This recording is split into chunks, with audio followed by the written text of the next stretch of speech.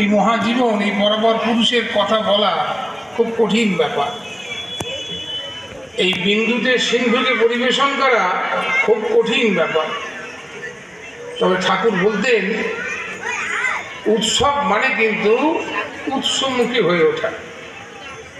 ঠাকুর একটা ইংরাজি বাণী আছে, ঠাকুর বলেন ceremonial something which extols our being and begets prosperity is called উৎসব।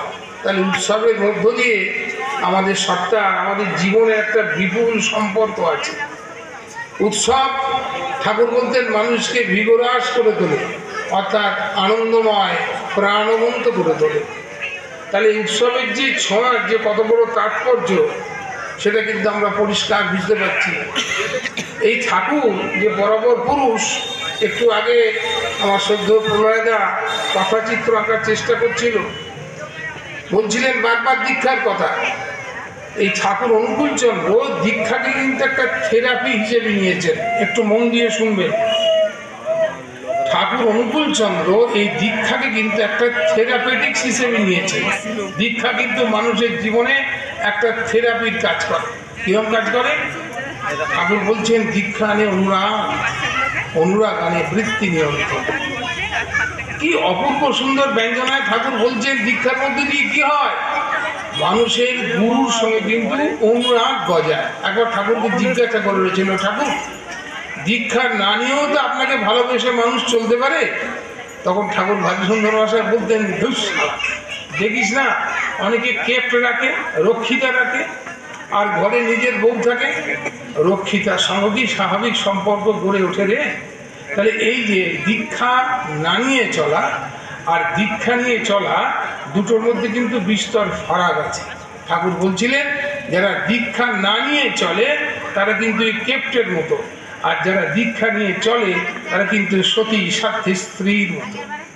আমার একটা জিনিস খুব এখানে ভালো লাগে, ঠাকুর বারবার বলতেন যে তিনটে জিনিসের কথা, একসঙ্গে গুরুভক্তি, তার সঙ্গে পিতৃভক্তি এবং তার সঙ্গে মাতৃভক্তি। বারবার ঠাকুর অনুকূলচন্দ্র এই ফাউন্ডেশনের উপর জোর দিয়েছেন। ঠাকুরকে একবার জিজ্ঞাসা করেছেন, ঠাকুর আপনি যে মানুষ চান, মানুষ চান, এই বারবার মানুষের কথা বলেন, এই মানুষের লক্ষণ কী হবে ঠাকুর? আপনি যে বারবার বলেন বায়োলজিক্যাল এভলভ পারসন, অর্থাৎ শ্রেষ্ঠ বিবর্তিত মানুষ, এই মানুষ তৈরির কারখানা সৎসঙ্গে দিয়ে আপনি নাম দিয়েছেন, সেই মানুষের চেহারা কীরকম হবে ঠাকুর? তখন ঠাকুর অনুকূলচন্দ্র ভারী সুন্দর ভাষায় বলছিলেন তার 8টা গুণ থাকবে। কি সেই 8টা গুণ? ঠাকুর প্রথম গুণ বললেন অ্যাডমাইরেশন ফর সুপিরিয়ার, এই শ্রেয়ের প্রতি শ্রদ্ধা এবং ভক্তি এই থাকবে। আমার মনে পড়ে যায় ডক্টর বৈদ্যনাথ শীল ঠাকুরের কাছে বসে আছে, খুব প্রখ্যাত পণ্ডিত ব্যক্তিত্ব, তখনকার কলকাতা বিশ্ববিদ্যালয়ের অধ্যাপক এবং বাংলা সাহিত্যের তিনি বিভাগীয় প্রধান হয়েছিলেন। তা যাই হোক, সেই ডক্টর বৈদ্যনাথ শীলকে বলছে, হেই তোরা সারা নাপিত নাকি? আগে হ্যাঁ ঠাকুর আমরা তো নাপিত। বললেন তুই কুলজিটা দেখ ভালো করে, রিসার্চ করের ওপর। এই নাপিতদের মধ্যে কিন্তু বাম নাই ছিট আছে, অর্থাৎ আমাদের যেভাবে বৈশ্যবর্গের মধ্যে নাপিতকে ফেলা হয়, পুরুষোত্তম ঠাকুর অনুকূলচন্দ্র বলছিলেন দেখ ওদের মধ্যে কিন্তু বাম নাই ছিট আছে, ওরা ব্রাহ্মণদেরই কোনো ডেরিভেটিভ হবে।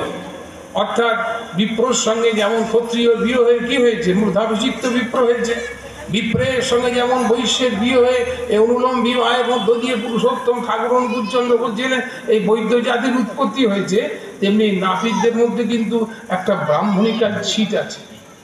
এই প্রত্যেকটা এই বর্ণের মধ্যে যে সম্মিলন, তাই পুরুষোত্তম ঠাকুর অনুকূলচন্দ্র যখন ভারতবর্ষ স্বাধীন হচ্ছেন বারবার কম্বু কণ্ঠে চিৎকার করে বলছিলেন দেখো তোমরা মারাত্মক ভুল করছো, এই দুটো জিনিস কিন্তু হজমের নারী, পলিগ্যামি বন্ধ করো না, এই শ্রেয় পুরুষের বহু বিবাহ বন্ধ করো না, স্পেশাল ম্যারেজ অ্যাক্ট পাস হয়ে যাচ্ছে। আর সঙ্গে সঙ্গে পুরুষোত্তম ঠাকুর অনুকূলচন্দ্র আরেকটা কি বলছেন, আরেকটা ভারী সুন্দর ভাষায় বলছেন এই বহু বিবাহ যেমন বন্ধ করো না, আর অনুলোম বিবাহকে উদ্দীপিত করে তোলো। এর মধ্য দিয়ে ঠাকুর বলছেন দেখো যেখানে সংখ্যা ছিল 34,000 বল্লভ সেনের আমলে, তোমরা কিন্তু আস্তে আস্তে কমে যাবে। আমার মাস্টারমশাইয়ের বাবা লক্ষ্মীকান্ত মৈত্র, কাশীকান্ত মৈত্র প্রখ্যাত আইনজীবী ছিলেন। তার বাবা যখন প্রতিবাদ করছেন স্পেশাল ম্যারেজের অ্যাক্টে, ঠাকুর অনুকূলচন্দ্র দেহঘর থেকে বলছে ওই একটা বাচ্চা, বামুনের বাচ্চা। তাহলে এই যে ধারা, ঠাকুর ভারী সুন্দর ভাষায় বলছেন যে একটা অপূর্ব দিক। ঠাকুর বলছিলেন পিতাই তোমার তপের গুরু, পিতাই তপের নন্দনা, পিতৃ প্রীতি চারি আনে সব দেবতার বর্ণনা। একবার বলেছিলেন ঠাকুর, দেখ শালা গুরুভক্তি তো দূরের কথা, যদি বাবার প্রতি ভালোবাসা থাকে তাহলে কি হয় জানিস, তাহলে ভাইয়ে ভাইয়ে কখনো বিরোধ হয় না। কি সাংঘাতিক ব্যাপার!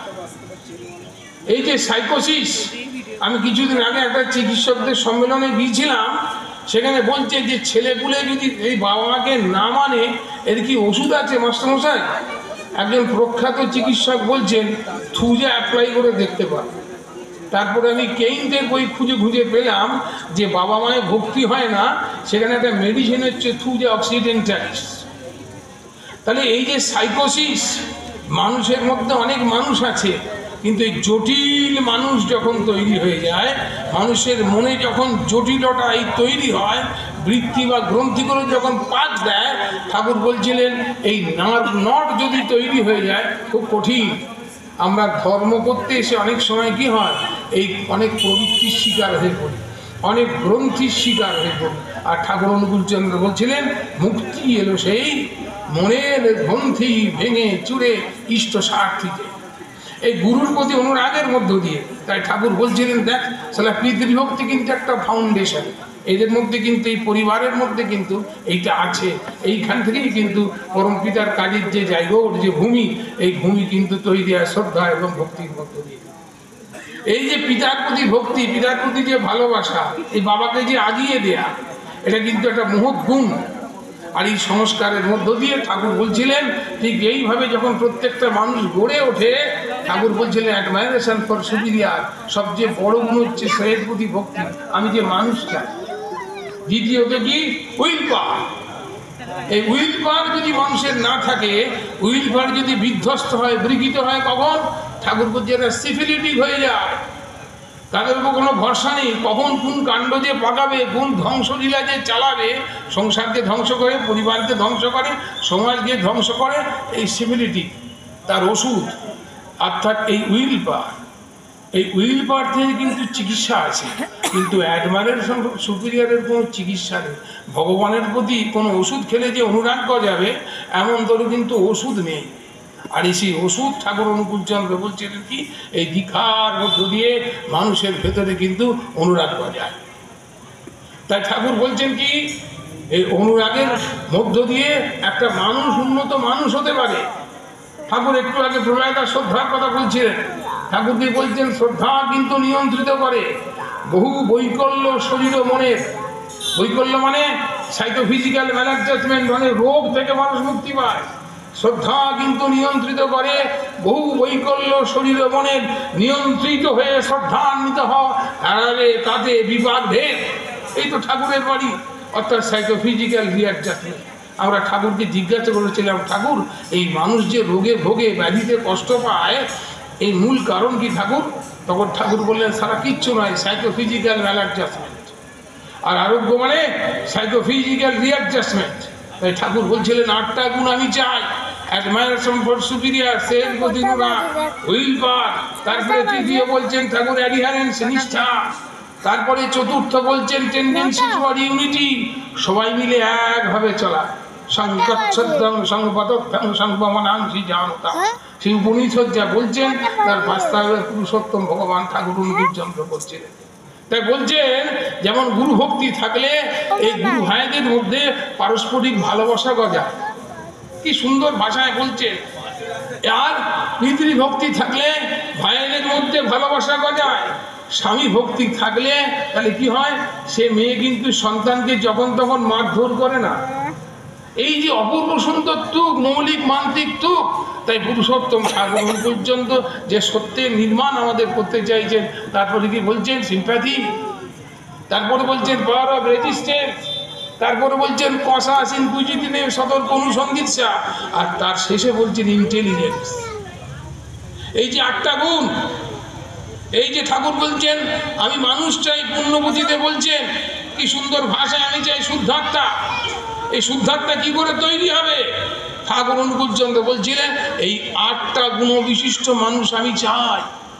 অ্যাডমায়ারেশন ফর সুপিরিয়র, সেই প্রতি অনুরাগ থাকবে তার। দ্বিতীয় কি থাকবে? ঠাকুর বলছেন তার থাকবে উইল পাওয়ার, প্রচণ্ড ইচ্ছা শক্তি তার মধ্যে থাকবে। বাধা আসবে, বিপদ আসবে, অস্বাভাবিকতা আসবে, সবকে অতিক্রম করে বাধাকে বাধ্য করে সে চলবে। কি সুন্দর ভাষায় পুরুষোত্তম ঠাকুর অনুকূলচন্দ্র বলছিলেন। আর কি বলছেন?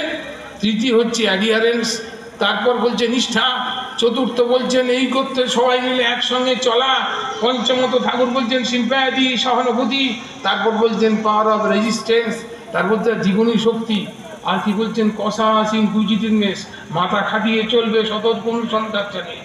আর কি বলছেন? ইন্টেলিজেন্স, তার বুদ্ধি জাগবে, ইন্টেলিজেন্ট। এই যে বুদ্ধির যে জাগরণ, প্রত্যেকটা মানুষের, একটু আগে কমন সেন্সের কথা বলছিলেন, ঠাকুরের কাছে একদিন কমন সেন্সের কথা হচ্ছে, তখন ঠাকুর বলছে সারা কমন সেন্স মানে কি দেখতো? কম ইউনাস, কম মানে তুমি অ্যাটাচ টু, তার সঙ্গে যুক্ত থাকা, ওই একের সঙ্গে যোগযুক্তির মধ্য দিয়ে যে জ্ঞান হয়। একদিন ঠাকুর বলছে সারা একটা দেখ কুত্তা রাস্তা, সে কিন্তু কাউকে মেনে চলে না, তাই তার বুদ্ধি খোলে না। আর বাড়ির একটা ট্রেন কুত্তা দেখ, তুই তাকে যা বলবি ওইটা নিয়ে আয়, সেইটা নিয়ে আয়, ওইটা নিয়ে আয়, সেটা কিন্তু করবে। এই যে তার ভেতরে যে অর্ডিনেশন, একটা অপূর্ব ধারার যে সংমিশ্রণ পুরুষোত্তম ঠাকুর পর্যন্ত করতে চাইছে। তাই ঠাকুর বারবার বলছেন দীক্ষা মানে কিন্তু শক্তি সঞ্চার। সেই ঠাকুর যখন বলছেন, শিশু ঠাকুর পুরুষোত্তম ভগবান শিশু ঠাকুর হাড় কনকনে ঠান্ডায় তিনি কী করছেন? স্কুলে গেছেন। স্কুলে গিয়ে দেখছেন এমন বেঞ্চিগুলো ঠান্ডা, যেই ন্যাড়া বেঞ্চিতে সবার পাছায় কিন্তু ঠান্ডা লাগছে, সবাই ঠক ঠক ঠক ঠক করে কাঁপছে। পুরুষোত্তম ভগবান পরম প্রেমময় শ্রী ঠাকুর অনুকূলচন্দ্র তার দামি আলোয়নটা খুলে বলে, এই তোরা ওঠ না রে, ওঠ না রে। বন্ধুরা উঠল, দুভাঁজ করে পেতে দিলেন, আর সেই পাতা আলোয়ানের ওপরে সব বন্ধুরা বসলেন।